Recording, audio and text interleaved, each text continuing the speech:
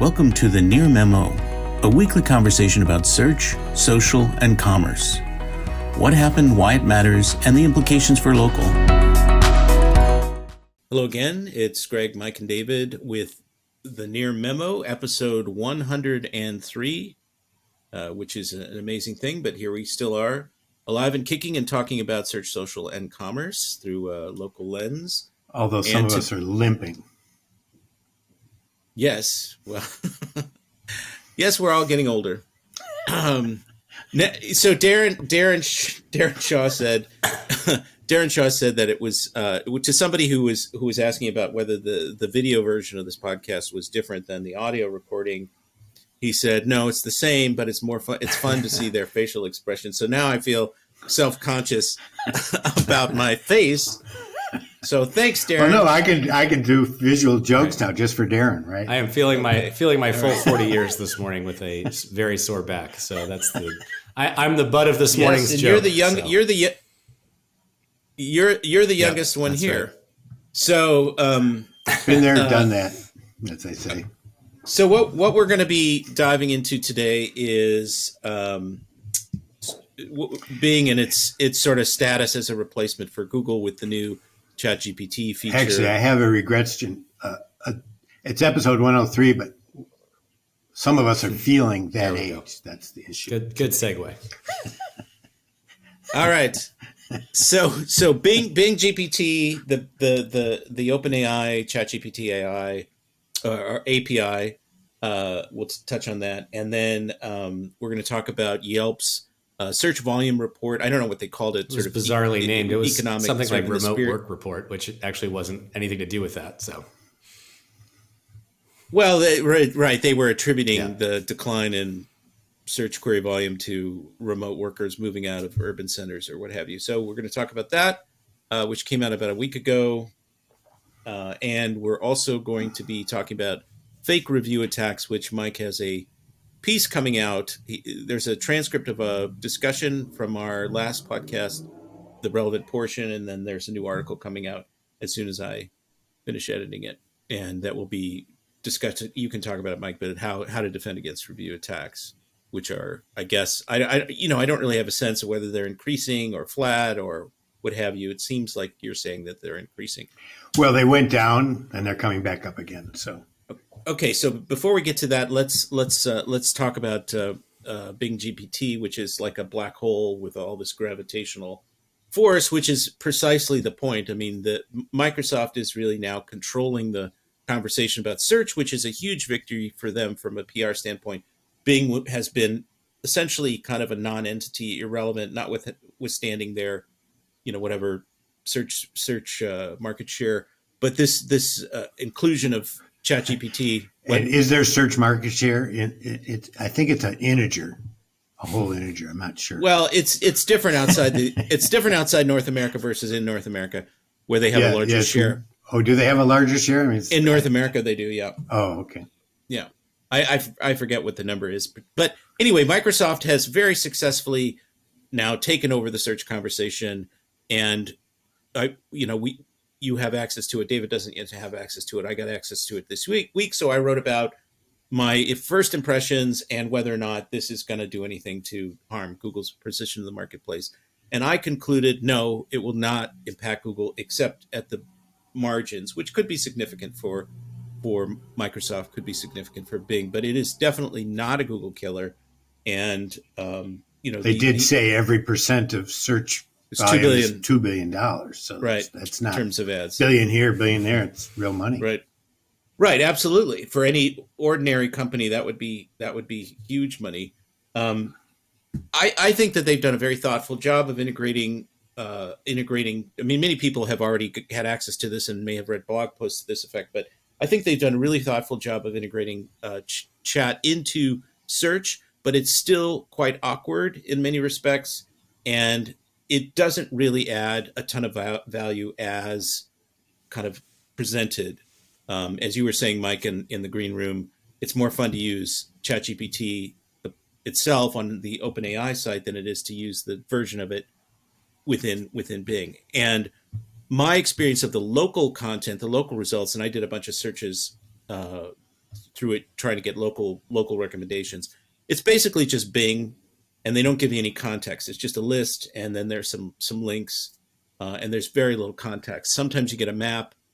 Often, if you go into Bing proper and do a local search, hoping to get the chat result in the sidebar, that doesn't always come up. In fact, it often doesn't come up. You just get the traditional Bing results. So you have to scroll down and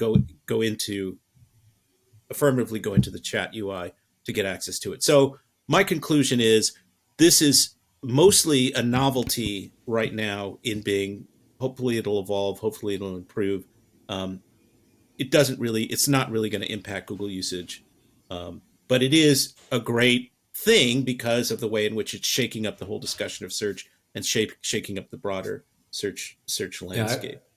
And then kind of I was going to say a couple things. Ahead. I think your general, I totally agree with your take that it's not a Google killer. I think I'm skeptical just on a purely from a purely habitual standpoint that anything will radically disrupt our usage of Google. Even me as a significant Google skeptic and everything else, I'd probably do 90+% of my own searches on Google as opposed to Bing or DuckDuckGo or the sort of built-in search in Brave browser. So I think from a habitual standpoint alone that it's still going to be very hard. Now, Mike makes a good point that Microsoft has sort of cracked Chrome's market share a little bit by forcing Edge as the browser in which you use this. But I think it's going to be much harder to crack the sort of ongoing search nut. The second thing I'd say is I just don't see chat and the format of the responses as my preferred format for a whole range of queries. I think if I'm doing an informational query about a topic I don't know that much about, that it could be really great as a sort of almost a proto Wikipedia to sort of summarize the high points of what I'm looking for.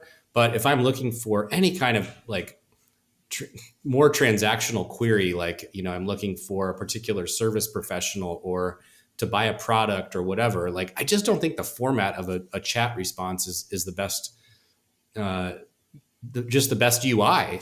Generally, I think it speaks to my problem with using TikTok as well for these kinds of searches. Is I don't have 45 seconds to read the full response. I want to see sort of a list of bullets with information that my brain can digest in seconds, not minutes. So, well, I think you're making an interesting point, which is something that occurred to me that there'll be some sort of division between chat and traditional search, and for example, in the legal context, right? If people don't know what they don't know, chat might be a really useful top of funnel sort of research tool. Here are the things that you should consider when hiring a lawyer or when hiring a financial planner or whatever. So I think that it has a really interesting role to play at the top of the funnel and maybe even at the bottom of the funnel in a very specific informational context. I mean, I like Perplexity AI, which is a chat-driven search engine that a lot of people aren't talking about. And I have used it quite a bit to get information. For example, I was looking for, I talked to a Fast Company journalist about Google's 25th anniversary. And this was sort of the, are they in danger now kind of discussion. And the guy didn't know about the article that was written by the founder who had just left Google and criticized its culture, which was a really pretty interesting article. I forget his name.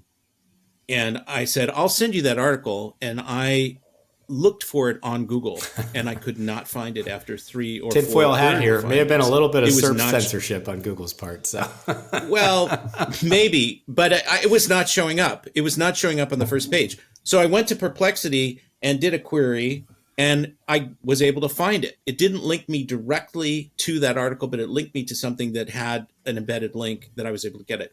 And so, some 5% of my queries or so, 10% of them are moving off of Google to these other tools. And that's the kind of scenario I envision beyond the sort of changing user behavior about how we use search and how we use chat. I see some erosion at the margins for Google. In this case, and Google's in a if the first set of search results isn't good enough in Google, you might, instead of continuing to refine your query, which we've actually seen in some user research, as a sort of Right. default behavior, that query refinement may actually happen on a different search engine if Google's not good enough with the first pass. Right. In fact, there is a Chrome plugin that allows you to bring ChatGPT into Chrome, although it's only data as of whatever 2021 or something. Just as a quick sort of final note to this discussion, I mean, this is obviously a very dynamic situation, with the API, and I can see search migrating away from Google if these integrations in vertical sites and other types of search sites, shopping apps, travel become really good, right? So if the user experience starts to really be that much better than Google in certain vertical domains, I could see people sort of moving away again at the margins and some sort of erosion happening. One final note though is in the Edge browser environment, you've got that sidebar window where you can do certain things with ChatGPT. I think that's really interesting. I think it's kind of sub-optimized right now, but to the extent that you could get additional information about what you're what you're looking at on the page or capture summaries or whatever, I mean, I think that could be quite valuable, and that's also a doorway into search, which is pretty interesting. So, Mike, you look like you want to say something more before. No. I'm okay. all good. All right. Thanks for joining David, Mike, and Greg. To stay on top of the latest developments in local, subscribe to our newsletter at nearmedia.co. We'll see you next week.